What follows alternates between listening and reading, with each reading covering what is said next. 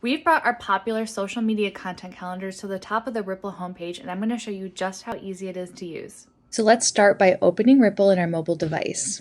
From here, you can scroll through and look at different holidays and templates that we have available.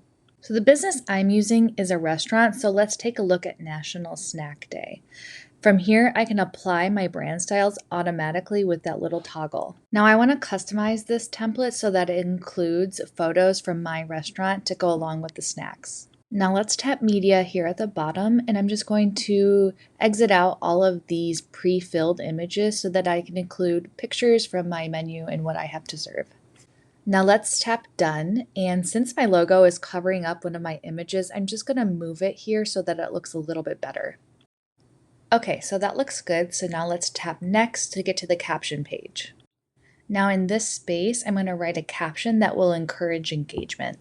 Now to take advantage of the scheduling feature, you want to make sure that your pages are connected to Ripl, and then you'll just tap schedule post and scroll down to the day that you want it to post.